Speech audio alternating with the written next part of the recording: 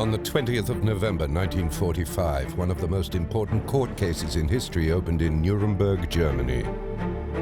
In the dock were almost 200 high-ranking Nazi officials, amongst them, all smiles, Hermann Göring, number 2 of the regime.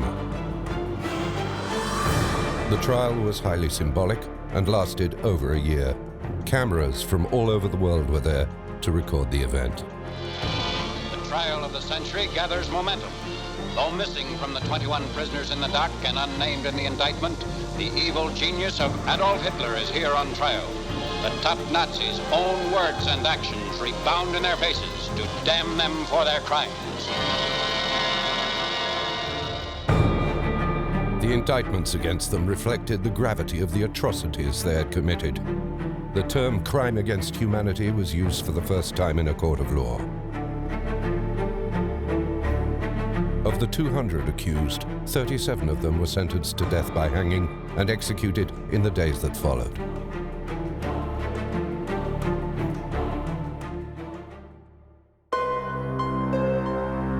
While justice may have been served on these high-ranking officials, the truth is that there should have been many more with them in the dock. In this document, the Allies identified Nazi war criminals. They are listed individually in the hundreds of pages, and the list extends to over 30,000 names.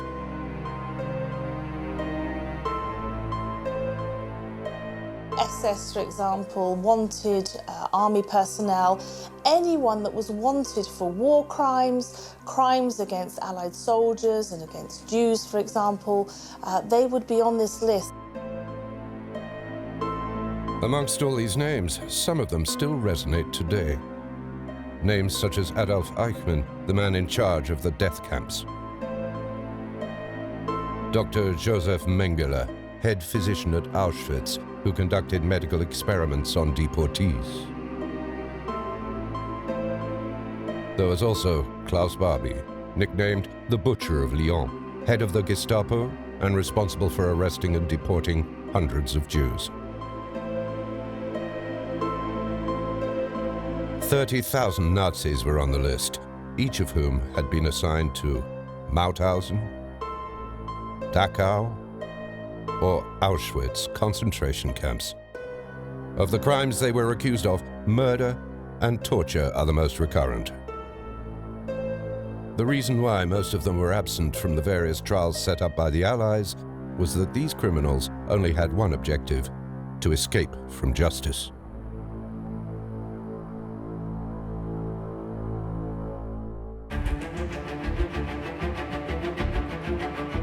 To achieve this, many Nazis resorted to organized networks.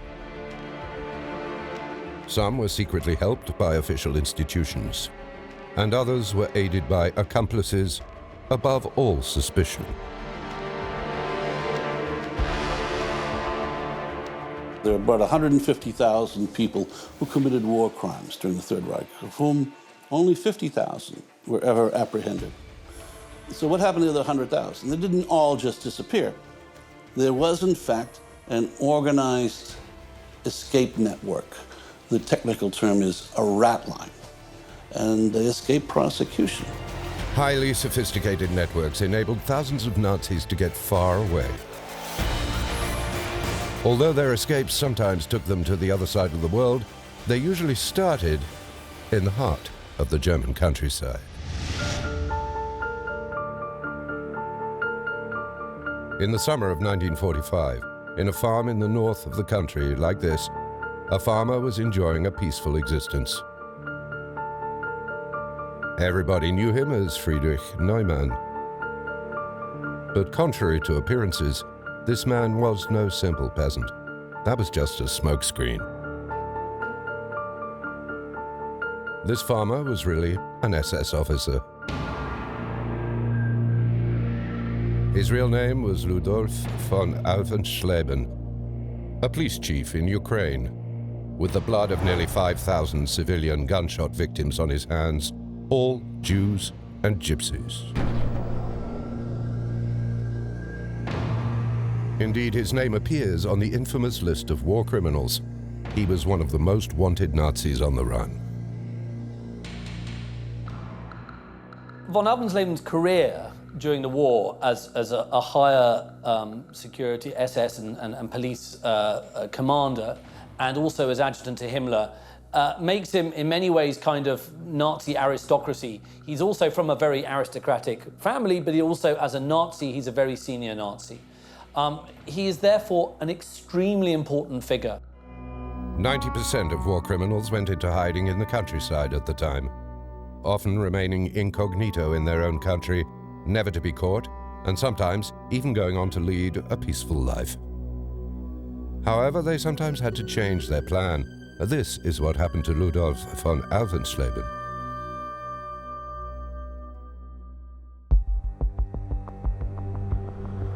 On the 2nd of August 1946, Ludolf had some unexpected visitors. A jeep arrived at his home with 2 investigators, wanting to ask him a few questions. For some months, hundreds of Allied soldiers had been combing even the most remote areas of the country, going from door to door, at checkpoints. Everybody was searched and arrested on the slightest suspicion. Indeed, Ludolf von Alvensleben aroused the suspicions of the investigators because his behavior was very much in contrast with his answers. He also looked more like an aristocrat than a simple peasant. There was something about his bearing, something about the way he spoke. There was something about his very easy manner, a very confident manner talking to me, that made me realize that this man wasn't this kind of very low-born person. He was something much more, and that aroused his suspicions. The investigator even suspected he might be rather high-ranking. Therefore, the order was given for him to be watched closely. Von Alvensleben's smokescreen could have ended there and then. However, it had only just started. Said to his colleagues, make sure the guards put him in solitary isolation. Dennis had his suspicions about von Alvensleben, and unfortunately, when Dennis came back from compassionate leave, the first thing his colleagues said was, von Alvensleben's gone. The prisoner got away. Taking advantage of a hastily set-up camp, he pretended to be an injured patient in an ambulance on its way to the hospital. However, von Alvensleben knew that his cover had been blown and that he had to leave Germany quickly. He was on the run for ages and blended into the millions of refugees roaming around the country. In the chaos of Europe, in the rubble, the mess, all these people running around, it's very easy to disguise yourself as somebody and hide. It really helps wanted Nazis. But where could he run to exactly? The fleeing Nazis knew that they would run into a dead end any direction they went. Germany was completely surrounded. To the north was the sea. In the east, the Soviets were carrying out summary executions, and the Allies had mass troops in the west. Therefore, the only way to head was for a small gap in the south, 150 kilometers from the border. Tucked away in the Alps, between Austria and Italy, is a peaceful region where the Nazis could take refuge and even gain a passage to escape from the Allies.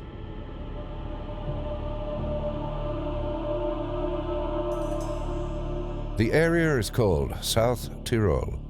It's a small region, which enjoyed a very special statute at the time.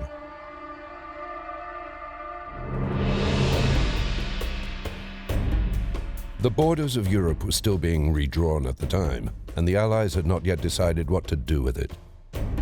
Therefore, the inhabitants of South Tyrol didn't yet have a nationality. They had the status of stateless persons.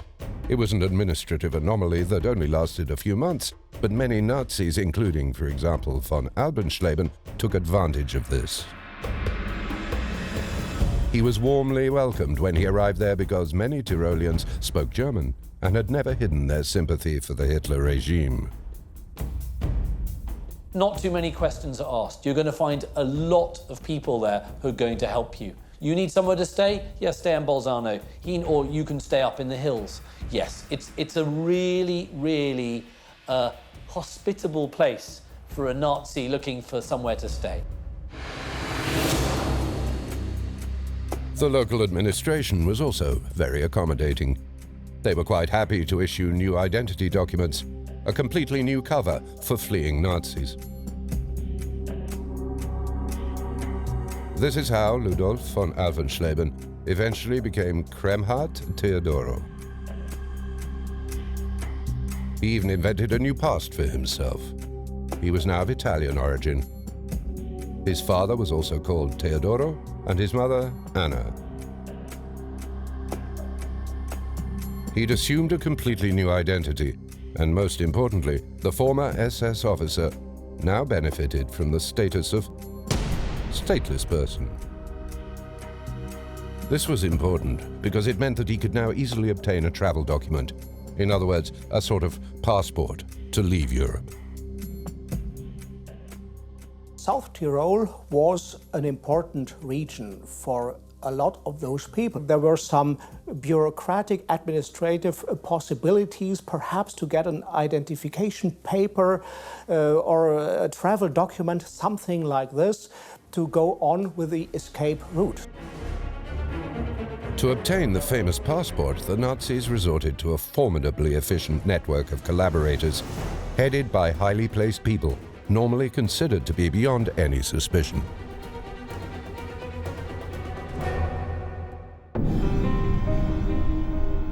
Rome, just after the war. Italy was one of the first countries to be freed by the Allies. Italy was just getting over fascism, and yet at the heart of its capital there was an institution that Nazis would still turn to. Although some of its members were anti-Nazi, other members of the institution aided war criminals to flee. The institution in question was the Catholic Church, because within the Vatican itself, some senior church leaders were devoted to more than just the church. Archbishop Alois Hudal, for example. Of Austrian origin, Monsignor Hudal was also a great sympathizer of the Nazi regime. It was widely known that he was the most sympathetic man to the Nazis inside the Vatican. Before the war, Alois Hudal wrote a book, the title of which clearly states his convictions: The Foundations of National Socialism. The book aims to reconcile Catholicism with Nazism. He even sent Adolf Hitler a copy, with a handwritten dedication praising him as the new Siegfried of Germany's greatness, comparing the Führer to the famous mythological invincible warrior prince. He was himself a Gold Party member and an ardent supporter of the Third Reich. He drove around Rome with a Greater Reich flag on his car. Well, at least until the Allies came in. And as the Reich was falling, Alois Hudal used all his powers to help Nazi fugitives. He got them formal passports, which helped them get away.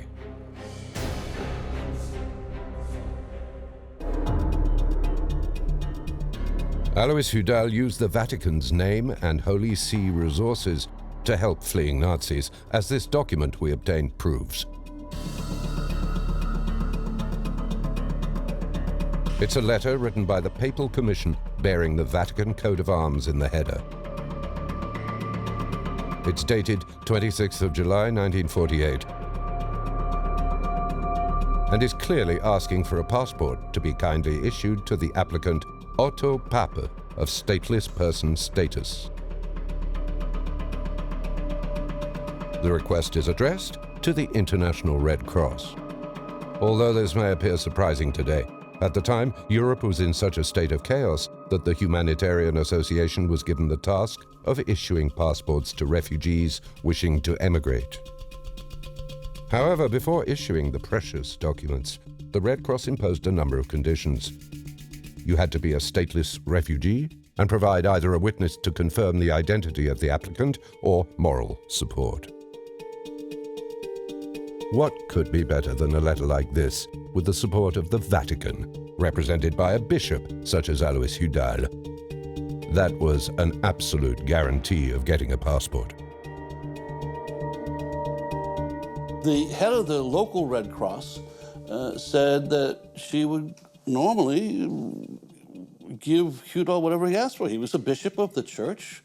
Of course she's going to believe the priest, and he would tell her whose name to put in, what date to sign it, and she did. She thought nothing more of it. Indeed, the following day, the Red Cross issued a passport in the name of the applicant, Otto Pape. However, this Otto Pape, with his well-groomed moustache, was a refugee like no other. He was the most wanted Nazi officer in Italy. His real name was Erich Priebke, SS captain, Gestapo officer in Rome. He was accused of killing 35 Italians with a bullet to the head. Hundreds of innocent Roman citizens, some as young as 14 years old, were taken out to a cave and executed by Priebke. And it was Priebke who directed that. And he was one of the most wanted war criminals in the history of Rome.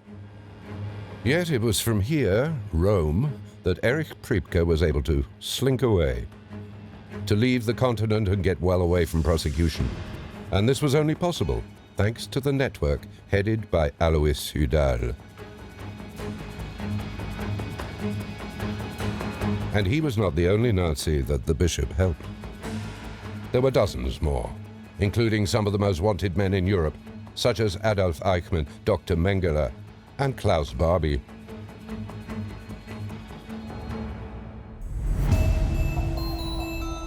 One thing is certain. In June 1947, a report classified as top secret revealed the existence of this high-level network. The report belonged to the American-US administration. The inquiry had been conducted by the American Secret Service, and its contents proved to be a bombshell. It was entitled Clandestine Immigration Movements in Italy. The over 30-page report detailed how émigrés had left Italy illegally, and fingers were pointing firmly at Nazi Germans.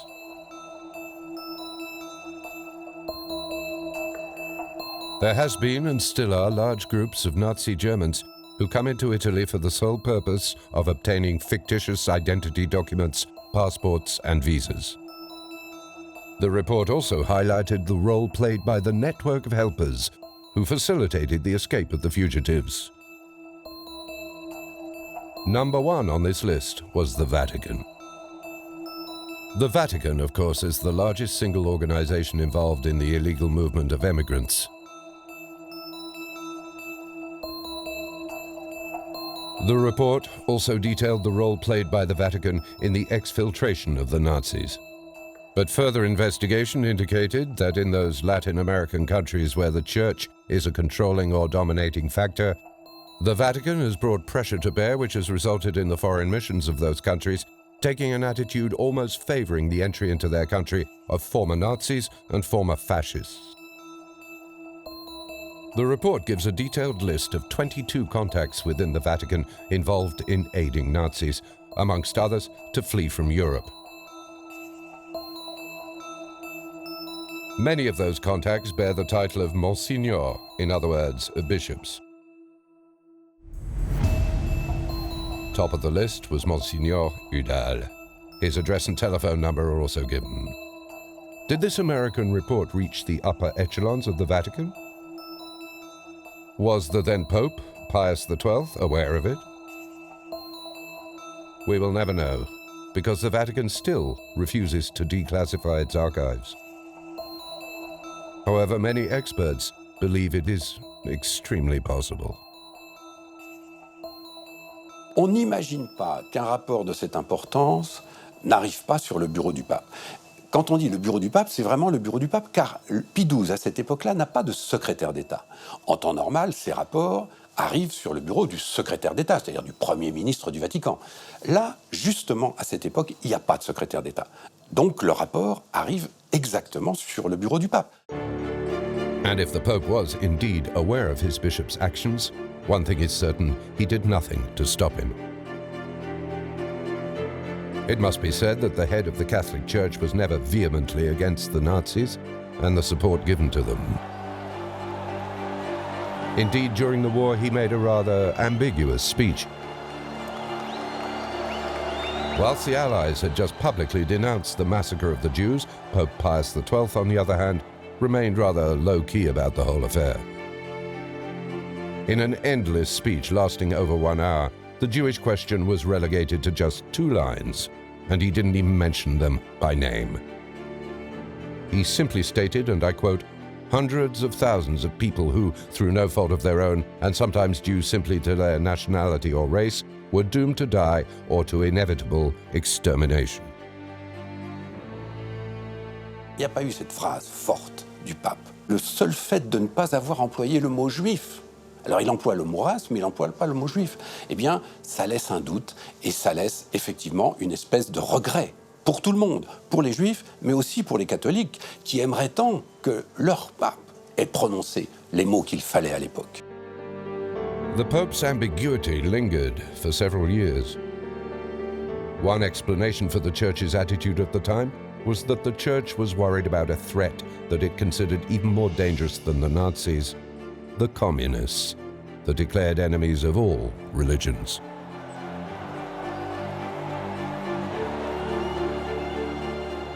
That time, 46, 47, Italy perhaps was going communist by election. So this was a very difficult situation. The atheist communism could gain political power in Italy. This was the worst case situation for the Catholic Church. What to do? Be it for political or ideological reasons, hundreds of Nazis were able to obtain a passport and flee from the Allies, thanks to accomplices in the Church. Once they had this precious document to hand, some of these fugitive criminals were able to find refuge. It was a state that did all it could to protect these fleeing Nazis from the clutches of the Allies. Hundreds of them, such as Priebke, Klaus Barbie, and Eichmann, were welcomed. This state lies 12,000 kilometers away from Italy, on the other side of the Atlantic. It is Argentina.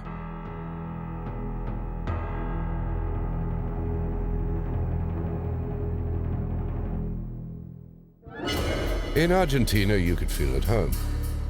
You just need to go into any school to understand why. In the heart of South America, you will find entire classes of blonde little heads, because since the 19th century, Argentina has been a popular immigration destination for Germans. By 1945, there were already approximately 240,000 Germans there. They were attracted by the booming economy of the country, and some of them were sympathizers of the Third Reich. Some even went as far as turning Hitler into an idol.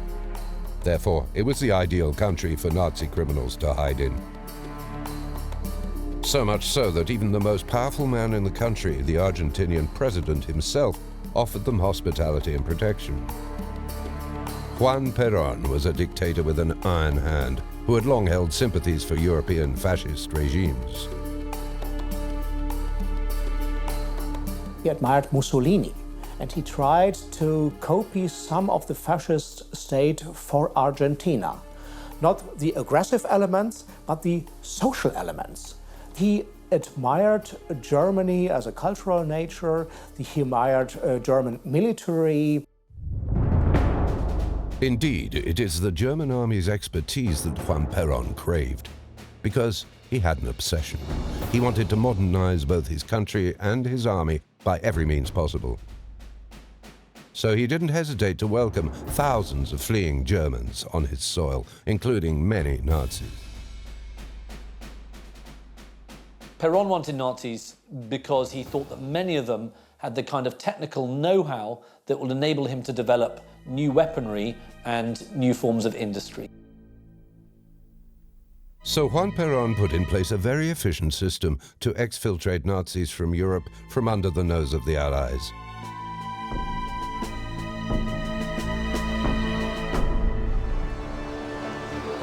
It all took place at two Argentinian consulates, in Bern, Switzerland, and Genoa, Italy.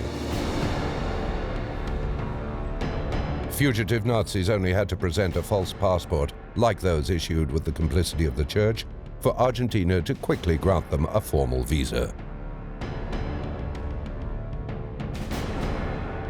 This was a state-sponsored enterprise to get these people out.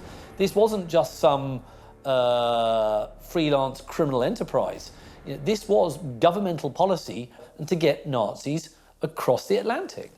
Thanks to networks like these, over 5,000 Nazis were able to emigrate to Argentina. On their arrival, they were able to start a new life with the protection of President Perón.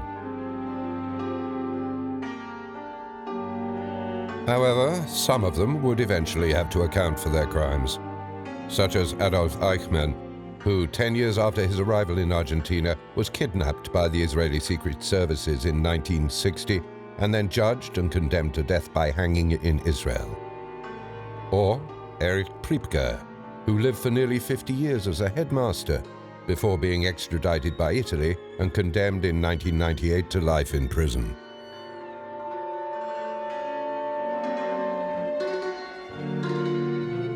But such cases are still rare. Most Nazi criminals hiding in Argentina lived a quiet life for the rest of their days without ever having to face trial. One such person was von Alvensleben, who reinvented himself as a fish farmer. He died unpunished at the age of 69.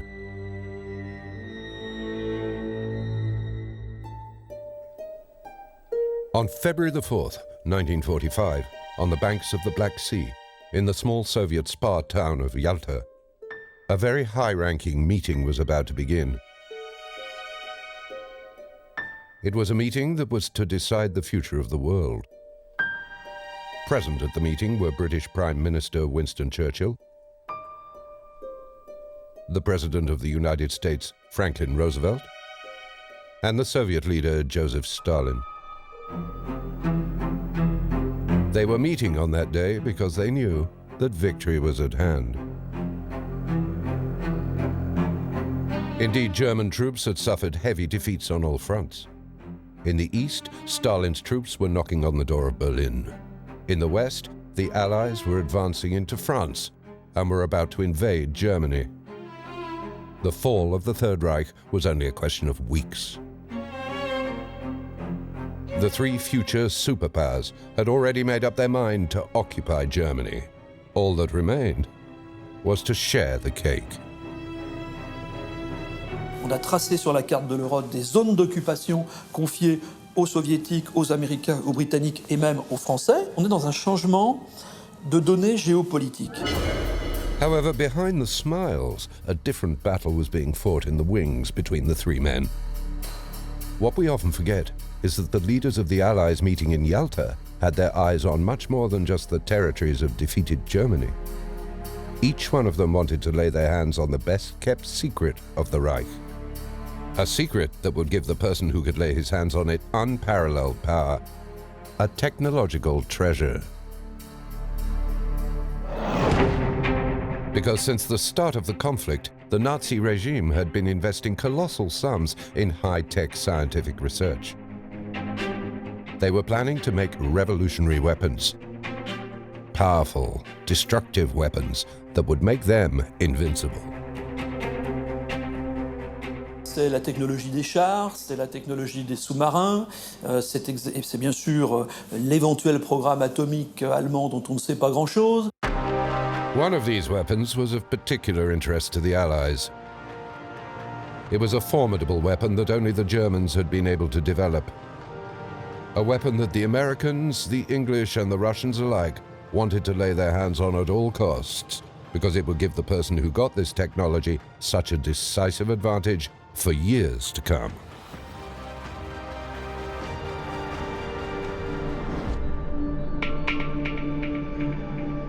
The first time the Allies got wind of the existence of this revolutionary weapon was 2 years before the end of the war. What's most surprising is that the information came from the Germans themselves.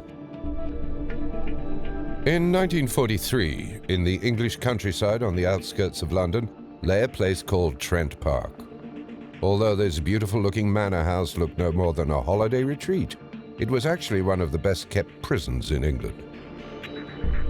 It housed some extremely precious war prisoners of the British Army, German generals captured on the front line. For the capture of German generals in North Africa and Italy, they were brought to one special site, to Trent Park. The least you could say about this VIP prison was that its inmates were treated like kings. Inside the house, they could walk anywhere. They had use of dining room. They had their own bedrooms to start with. And they just thought they were running the place themselves. And they began to talk to each other, not just about the English weather. However, what the German generals didn't know was that the British hospitality was just a ploy. On the other side of the walls of the house, the British Secret Services were listening in on all their conversations. The entire house was bugged. Everything the German generals said was recorded, transcribed, and analyzed. The aim was to glean strategic information from them without their knowing. We were allowed access to British Secret Service archives, and this is what one conversation on the 26th of May 1943 revealed. For the first time, 3 generals mentioned the existence of a whole new weapon, a flying bomb with unprecedented features. Things look very bad for our Air Force.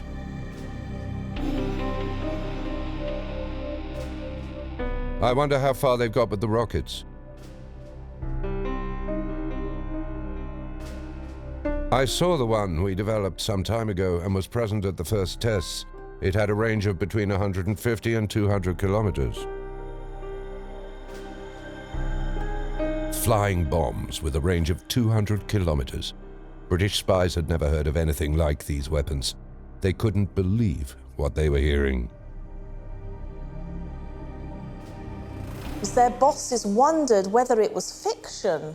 And they very quickly realised, no, this is for real. Something has been developed, it's incredibly deadly, and it was also commented this was going to win the war for Germany. Now, this is serious. During this conversation, the British soon realised that these flying bombs could pose a threat to Britain itself.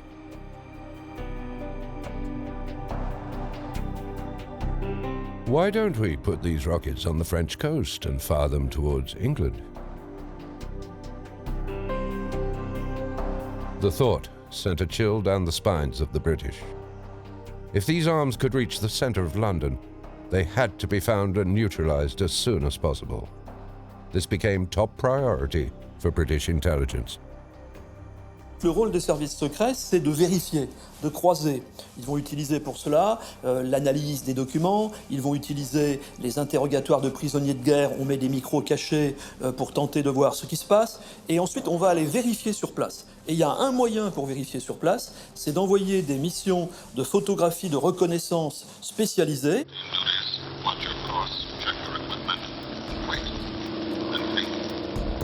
The Royal Air Force had hundreds of reconnaissance planes that flew over and photographed the German territory on a regular basis. During one of these missions, British pilots stumbled upon a German military site that appeared to be harboring some very unconventional weapons. In the northern tip of Germany, near the Baltic Sea, the spy planes took some surprising pictures over an area extending several kilometers called Peenemünde. From the sky, it was difficult to decipher what they could see, but the British experts did find some precious clues. Towards the north of the site, there was a very tall building that they identified as a control tower. A few meters away, several vertical structures that could only have been launch pads. However, more ominously, to the west lay a strange elongated metal machine. A sort of elongated wingless plane. Au mois de juin 1943, ils identifient sur des clichés de Peenemünde un objet totalement nouveau, et cet objet, c'est clairement une fusée. A rocket of this type. A futuristic missile. Such a huge rocket that had never before been seen on a battlefield in the 40s. The information was immediately sent to the highest level of office in London, and once he'd been informed, the British Prime Minister Winston Churchill took a radical decision. On the 17th and 18th of August 1943, about 500 British planes crossed the Channel to bomb the base in Peenemünde.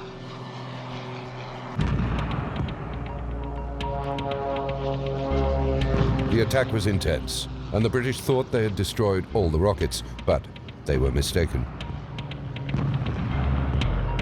The fierce attack had only destroyed part of the site, and the British were about to pay dearly for that.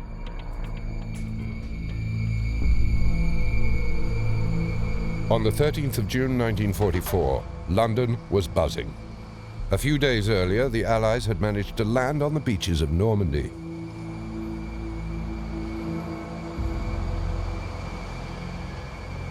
For the British, the war had taken a new turn.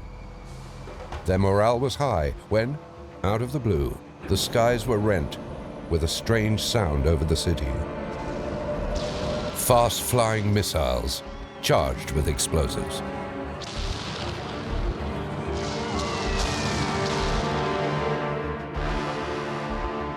Ces armes ont en fait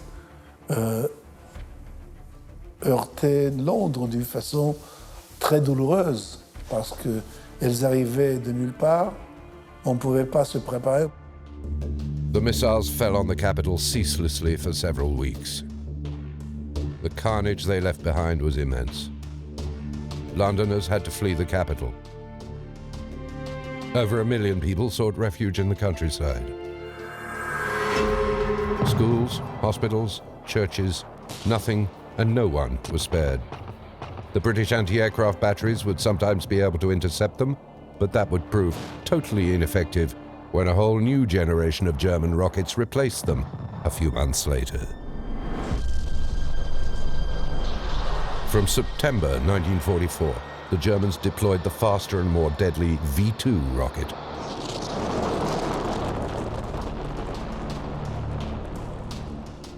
La fusée V2, c'est un objet révolutionnaire au sens étymologique du terme. C'est une percée technologique extraordinaire qui permet d'envoyer un objet à longue portée, à très grande vitesse, donc sans capacité pour l'adversaire de l'intercepter. Over 1,000 missiles of this kind fell on London within 8 months. And the V2 rockets also targeted Allied forces on the continent, especially in Normandy, near Paris, and Belgium. The enemies of the Reich had never been up against such advanced technology before. So whilst the fall of the Nazis seemed at hand, each ally set itself a new objective: to be the first to lay their hands on Hitler's rockets.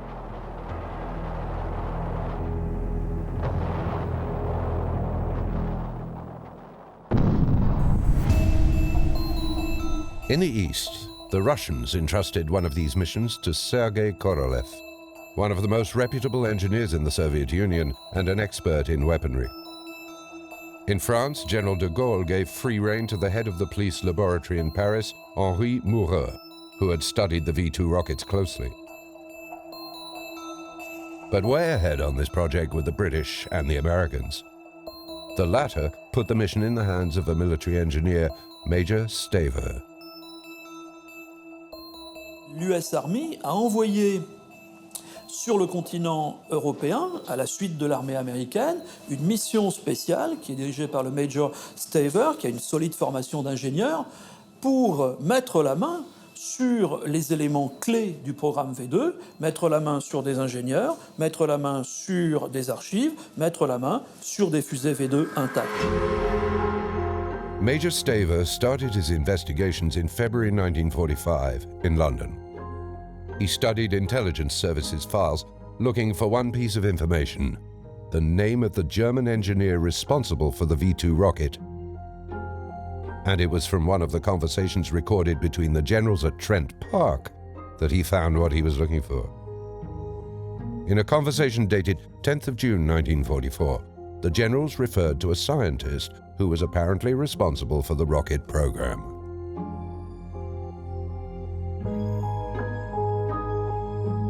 Dr. von Braun, a very talented engineer, has been responsible for the development of this whole affair.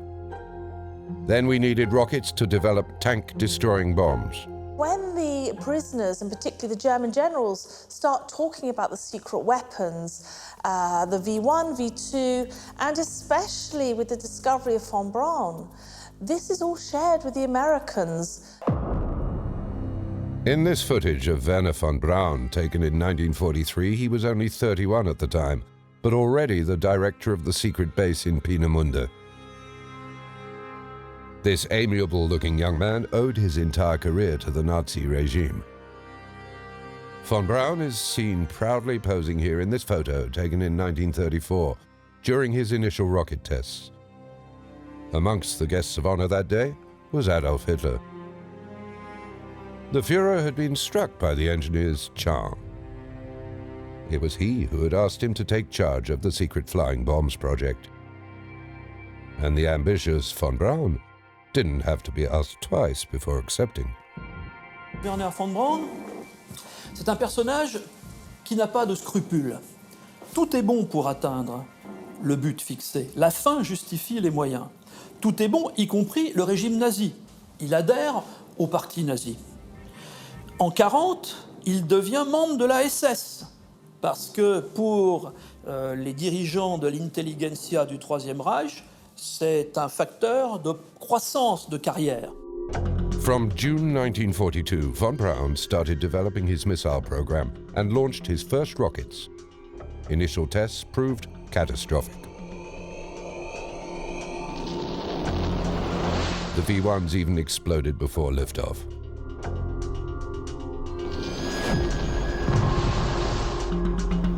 It would take 5 months of tests for von Braun to get his rockets to fly. Production was rolled out at the Peenemünde site in late 1942. Hundreds of V1 and V2 rockets left this factory until, a few months later, the site was partially destroyed by the British.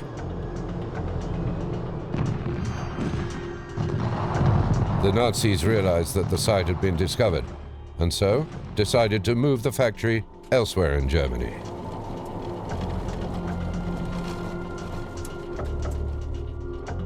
Le seul moyen de protéger des productions vitales pour l'avenir du régime, c'est de les enterrer, de construire des usines souterraines qui se retrouveraient ainsi protégées des bombardements stratégiques alliés. Von Braun's team started looking for an underground site. The choice fell on a disused mine located 200 kilometers south of Hanover, right in the heart of Germany. The site was called Dora. Dora provided a network of deep underground tunnels, the ideal hiding place from British reconnaissance planes. However, to rebuild the factory and make the rockets, von Braun would need laborers, thousands of laborers. So Dora became more than just a factory. It became a concentration camp. We met a survivor of the camp. His name is Christian Dessau. He's 89 years old. He was 17 when he was deported by train for resistance activities and found himself there, not knowing where he was. J'arrive là, je suis dans les premiers, c'est environ le 8 février 1944. On va entrer là. Il y a à peine de la lumière. ça hurle dedans. On entend des explosions, on entend une locomotive qui siffle, on marche sur des tas de trucs mous, on ne sait pas ce que c'est. C'est plein de cadavres. He was walking on heaps of bodies in this tunnel. They were deportees that had died on the job. Their job was to assemble Werner von Braun's rockets in a huge underground factory. On nous ouvre une porte et on passe de l'autre côté et qu'est-ce qu'on voit? Une usine, un truc immense, une fusée là sur les rails. Ça va où ça? Dans le ciel? Ça va dans la mer? Mais on va mourir. On n'est pas mort au travail, mais on va mourir. Ils vont détruire le monde avec ça. Christian spent 13 months in that hell, working relentlessly, despite all the blows and hardships. He and his mates built over 200 rockets like this one until spring 1945, when the German army, in full retreat, was obliged to abandon the factory.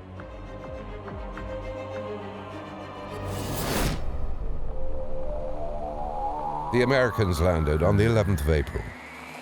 The ruins of Dora turned out to be a massive grave.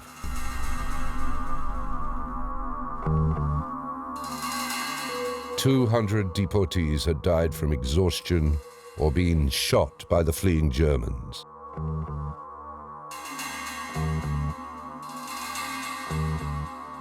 The entire site was searched. And when they realized that it was the V2 rockets that were being built here, the GIs immediately informed Major Staver, who had been waiting impatiently for such a discovery. Pour les troupes opérationnelles, c'est la découverte de l'horreur concentrationnaire, mais pour les troupes spécialisées qui suivent, l'objectif n'est pas là. L'objectif, c'est de récupérer des fusées et de récupérer des ingénieurs. The problem was that Dora lay in the area apportioned to the Soviets by the Allies, and in a question of weeks, the site would be under Russian control. In no way was Major Staver going to let Stalin's troops lay their hands on this technology. So within a few days, Staver ordered the factory to be completely ransacked. Right under the noses of other Allies, he had the hundreds of V2 rockets evacuated by train and then shipped to the US. However, that was not the end of the Major's mission, because the brain behind the rockets, Dr. von Braun, had got away. How was he going to find him? The Russians and French were certainly also looking for him. What the Allies didn't know was that the German engineer had already planned everything. He now held all the aces.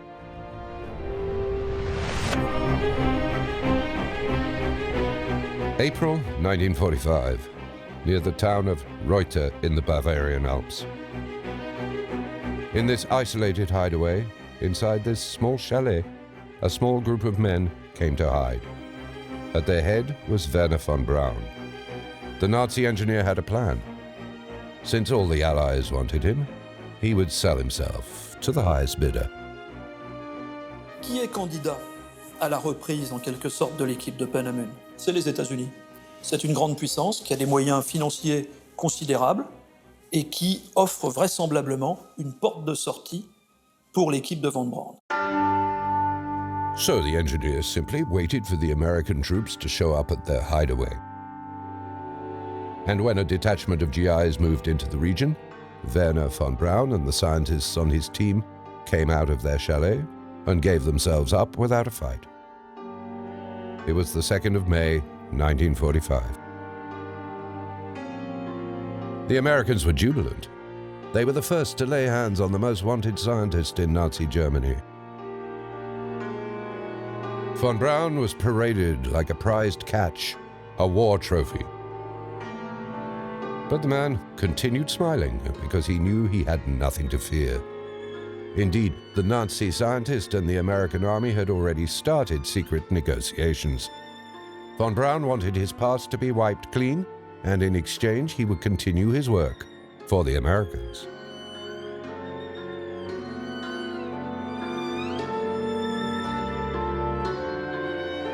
On voit que ce personnage peut être remarquablement utile pour l'avenir des États-Unis. Donc on va commencer à négocier les conditions du transfert outre-Atlantique de Von Braun et de son équipe. 2 months later, the American administration gave its green light. Von Braun was secretly exfiltrated to the United States. C'est un sentiment d'admiration, sans nul doute, qui est en train d'émerger. Et un sentiment d'admiration, malgré le fait que les Américains sont tout à fait informés de l'appartenance de Von Braun au parti nazi. Ils connaissent également le fait qu'il est membre de la SS, mais on ne s'arrête pas à ce genre de détails quand on tient un personnage de l'ampleur de Werner von Braun. C'est le calcul qui est fait par les Américains. And it paid off, because it brought the American scientific research a tremendous boost. 2, 1, 0, all engine running. In the following years in the United States, Werner von Braun went on to have a brilliant career.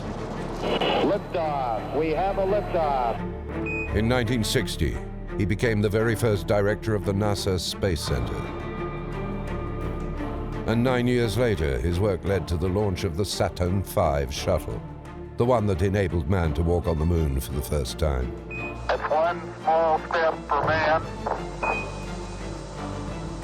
one giant leap for mankind. Although he was the first German scientist to be exfiltrated to the United States, he was certainly not the last. From July 1945, the Americans put in place a massive operation codenamed Operation Paperclip. A total of over 1,600 German scientists ended up in American research laboratories. Some of them proven Nazis.